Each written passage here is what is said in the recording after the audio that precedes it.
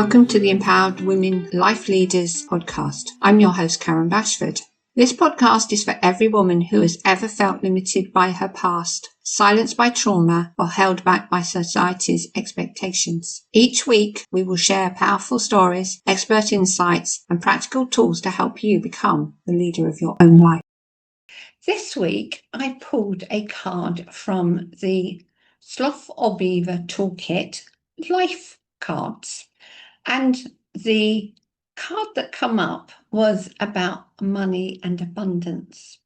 And interestingly, I have been recorded some shorts about money mindset, about the relationship with money you might have, and how you might improve your relationship when you stop worrying about money.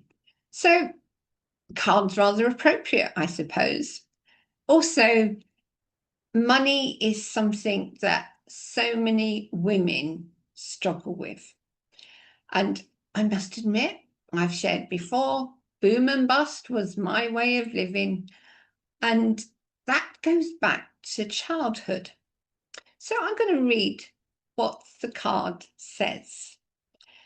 Money and abundance are your inherent rights. But many deny themselves all that money can provide. Guilt and shame linger, frequently stemming from painful family interactions with money. What's your money story that is stopping you from earning, saving, and investing for now and the future? Do you ever treat yourself?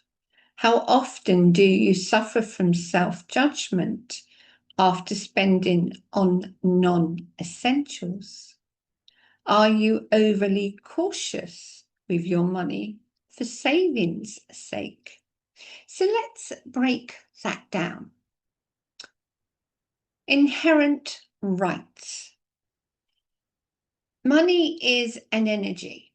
There is never an actual lack of money. There is more than enough in the world, and there's more than enough abundance if you believe there is. And abundance isn't just about money. Abundance is about the joy you experience in your relationships, the way of living, what you have for fun, the people in your life that support you and encourage you. That's all to do with abundance. But if we look at money as itself, money is a given right. There is no restriction. It's simply what you believe about money that can be stopping you from having money. Now, I, for one, grew up in an environment whereby my father worked very hard. My mother worked a couple of jobs. Sometimes my father even worked 2 or 3 jobs or did a full-time job and then did side jobs to earn sufficient money to be able to support the family. So I was seeing this story playing out in front of me, that you have to work really hard to make enough money. And then there was things that came from my grandparents. They had a beautiful house, but it was rented. And I can remember hearing conversations between my mother and my grandparents about how they were affording to live. I can remember conversations between my parents where, whilst I wasn't necessarily listening in, I was actually in the room and could hear them talking. And even though I wasn't consciously listening, my body was feeling the emotions that were flowing when they were talking. You know, my mum was always the one that dealt with money. My father was absolutely useless at money. He hated having to deal with it. he would say to mum, you deal with it. So it was always mum that was very conscious of what was going on, and therefore she was always reacting to situations, whereas dad was very much relaxed. Yes, he did worry, but it wasn't the same kind of worry. So when they were having conversations about money, it was usually mum that was stressed and concerned about it. And it was usually dad that was quite laid back about it. And yeah, it'll sort itself out, don't worry. But our world is impacted by money. And when I say our world, I mean our own personal environment. So if you're looking around as a child and you see somebody's got a lot more things when you go to their home, or you're noticing at school that they're always dressed in new clothes, or they look better and more stylish than perhaps you were, or that they were telling you about the outings they went on that you never seemed to go on. All of that will have created an impression on you. All of that would have raised your awareness of how you didn't have and how others did, or how you had and others didn't. And we know, unfortunately, how cruel some children can be in the things they say, in the playground or out in the street. They don't intentionally say it, but they hear it from their parents, their grandparents. And there was always a lot of pressure, and still is, put on teachers who have their own impressions of life, their own fears, their own understanding, even their own world. And therefore, if you consider as a child, what have you absorbed as this is how money is? This is how tough it can be, or this is how easy it can be. Because if you believe it's easy, but you actually see your parents struggling, that's going to cause a conflict within you emotionally and mentally. You are going to be thinking, well, it's supposed to be easy, but your body's going, yeah, but it's not. Mum and dad always had this energy of not having, of worrying, of stressing. And yet your mind's telling you it's easy because that's what you've witnessed, somebody showing you that it's easy. But you've also witnessed it being hard to make money and have money. And you can guarantee it's the emotions that are connected to being hard to make money that is running the show. So what can you do to help yourself? Well, that's a big question. You have to explore your money story. What is your money story? What did you witness as a child? What did you experience? What did you hear? Now, I'm not saying you're going to remember all that's happened, but if you look back at your parents and how they are with money, are they good with money? Have they always struggled with money? Has there been times when they seemed to have a lot of money and then they didn't? Were they borrowing? Did they own a house and was it on mortgage and were they worried about that? Or did they rent? And was the landlord nice to them? Or were there problems when they come to paying rent? And I can remember my parents telling me that the rent collector would come to the door when they were young. So they saw that from their own grandparents. And they shared that story with me. So I knew that they rented. And my parents definitely rented while they were younger. But once mum had built some money up and dad was in a secure job and she was earning, they could then go and buy. And I do remember the times when we moved and the house was sold and the new one was purchased. There was always this tension around at the time of it taking place. And they do say that moving home is one of the most stressful situations that you face when you're an adult. But that's also true as a kid, because so much is changing. Your world is going to change. What you know is going to change. Who you know could well be changing. Where you're going to be living could be entirely different to what you're used to. I know that we went from a bustling London's town on the outskirts of London to a small countryside place where there was hardly any people in comparison.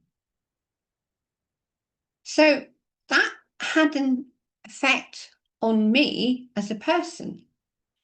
Money changed how I viewed my world, from being a bustling city to a very quiet area. And I created stories around that. And obviously, when you're moving, there's a lot of expenses. And I can remember my parents talking about how they were going to furnish the new place. Yes, they had furnishings, but things are different when you go to a new place, and more money is required to be able to have the things that you want. I moved into a place that had no cooker. I chose not to buy a cooker. Instead, I managed with a microwave and a hob that I had from when I was homeless, literally a camping hob, a camping stove. So that's the kind of situation as a child you could have potentially come into with your parents. You could also have a situation where parents were divorcing and money was going to be a lot harder. There was going to be less of it. Therefore, when there was the parents together, there was more money available. But once separation took place, there was less money. That's your story. Anything like that is going to be an influence on how you perceive money and whether you see it as a friend or foe. The same as you're responding to perhaps the fact that your family separated and life become harder. That will have an emotional effect on you and your relationship with your family will have altered consequently. And therefore, so would your relationship and understanding of money have been altered. So what is your story? What do you need to know about your life and how money was managed, what you experienced with money, who contributed, who didn't, how was it handled, what happened when there wasn't money, or what happened when there was money? All of these situations will show you your relationship with money, whether it's positive or negative. How do you treat yourself? Now, when I say treat yourself, do you spend money on what you need? Or do you feel guilty and ashamed because you're daring to spend money on yourself? Were you brought up to believe that money was not something you can just waste? And yet you didn't have enough money to buy the things you truly needed or wanted. It was always this, well, we'll have to wait another week before we can buy that, or we've got to wait for this to happen. And therefore, you will see money as potentially a problem. You might actually have created a scenario within your mind and body that says, well, I can't have money, so I'm not going to look forward to having money. I will just manage on what I have, which then puts you in a place of lack. And in a place of lack, you will be deliberately holding yourself back from having and experience the joy of having money.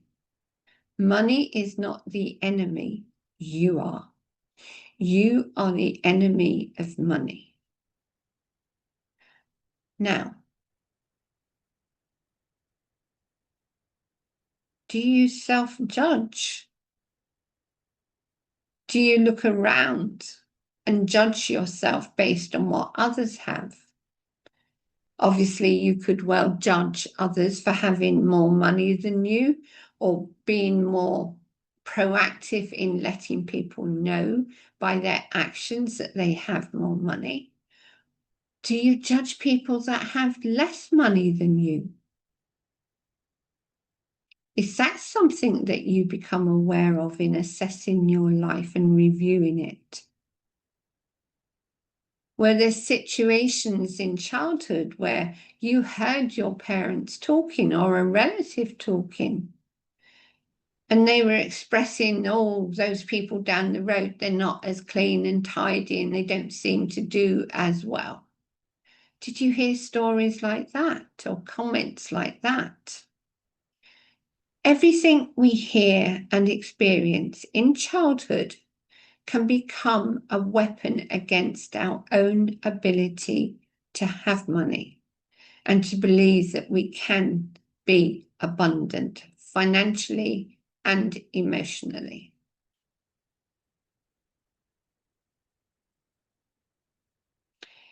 Are you overly cautious when it comes to spending money? Do you go around the shops and think that would be nice and then walk away? Or do you resent the fact that you can't afford to buy something nice, beautiful? You have to always be practical. It's not because you don't necessarily have no money. It's simply something that is built in, programmed in to behave in that way where your money is concerned. Or are you an extravagant spender and you get yourself into debt? And consequently, it's always managing to keep managing money instead of letting money be part of your life. It's a constant stressful situation of how do I manage my money? I'm not making enough. I've got to borrow. Then you borrow and you feel guilty because you borrowed, because then you've got to pay it back. It becomes a vicious cycle. And the same with spending too much and then realizing you've spent too much and then you feel guilty. And because you feel guilty, you go and spend some more and then you feel guilty. But in between those guilt trips, you feel good that you brought something or spent some money on something you believe that you want. But in spending that money, it then means that perhaps your partner complains, perhaps you're aware that it's a bit too excessive and therefore you're going to be short of money at the end of the month. Or you don't save as much, or to cover the cost, you're dipping into savings. It's all the stories and experiences that you witnessed and went through in childhood that will be ruling how you behave with money now. And yes, I'm conscious of the fact we need to look at money mindsets, but you also have to be aware that your body is the emotional response. And when you feel good, you feel better, you feel more confident to manage. But when there's a dip, you start to lose confidence, you start to not manage so well, and you seek ways to bring yourself back up to feel good again. So knowing your money story can change how you behave with money, how you respond to money. It can also improve your relationship with your career, with your own well-being, and what you do to support yourself, to bring you joy and happiness. It can also impact your life. As we well know, being ill costs money. And if you don't have a good relationship with money and you become ill, that relationship will become even worse. So like anything in life, you have to know what you're thinking and what you're feeling. So the next time you go on a shopping spree, perhaps ask yourself, why am I doing this? What is it that I'm unhappy about in my life that's causing me to want to spend to be able to feel better? And you could also ask yourself the question, if I spend this money, what's the consequences of spending it? Is it going to leave me short of money? Is it going to mean I don't have enough to meet all my bills? I'm going to be worried. Does it mean that I have to wait for my next paycheck? And then that month is going to be hard, so I won't be able to spend so much money that month. There's so many things that you need to be aware of when you go on that spending spree. What's going to happen? How are you going to feel? What are the consequences of your actions? And if you buy something, is it going to really sit in the cupboard and never be worn or used? Or is it something you're genuinely wanting and needing and will be used? That's another question you could ask yourself if you're shopping. Do I really need this? Is it something that I will use?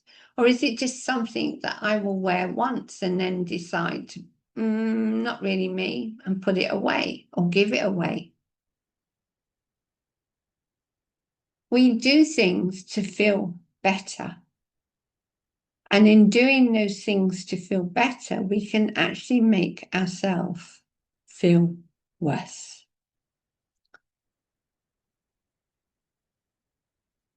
The other thing that if you're a person who has money, are you fearful of spending it? I know of clients who were really reluctant to spend any money. They took ages to finally recognize their own protective behavior before they committed to working with me. But the impact of their fear of not having money was what was playing out in their life.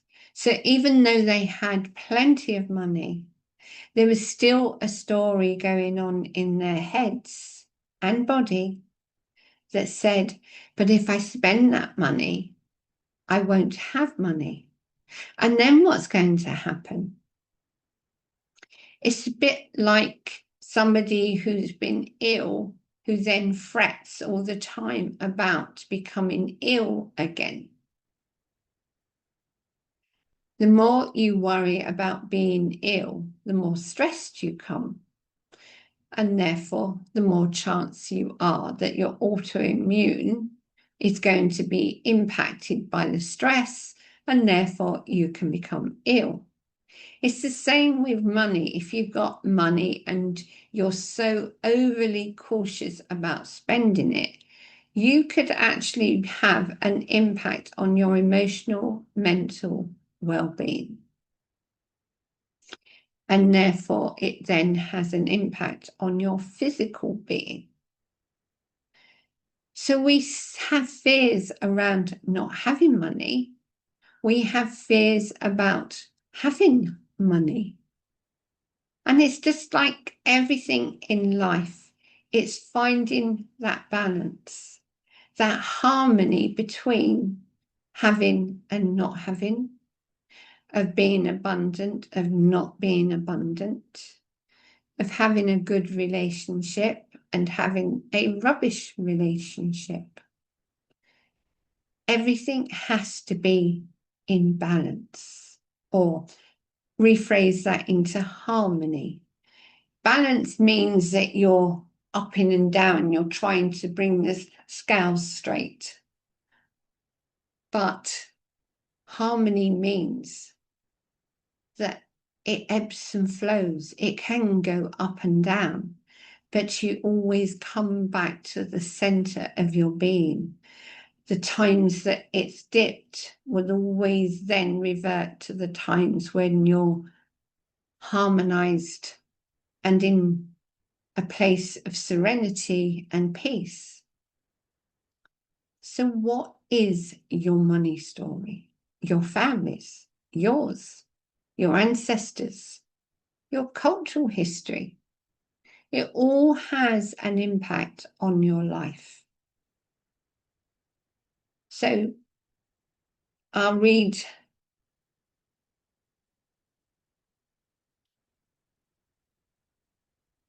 the rest of the question, or rather, I will reread the question. I've asked you questions throughout the podcast, and I will reread what the card said originally. Money and balance are your inherent rights, but many deny themselves all that money can provide. Guilt and shame linger, frequently stemming from painful family interactions with money. What's your money story that is stopping you from earning, saving, and investing for now and the future? Do you ever treat yourself? How often do you suffer from self-judgment after spending on non-necessities? Are you overly cautious with your money for savings' sake? So I'm going to leave that with you. And that's from the Sloth or Beaver Coaching Toolkit. So let me know, how did you get on with your money story? What do you need to know about yourself and your relationship with money? And how much of your past is actually influencing your present with your money and other aspects of abundance in your life? We forget we have to be responsible for our own thoughts and our own emotional responses. And the only way you can do that is to be aware of what you're thinking and how you're feeling. That's it for this week. I look forward to seeing you again in the future.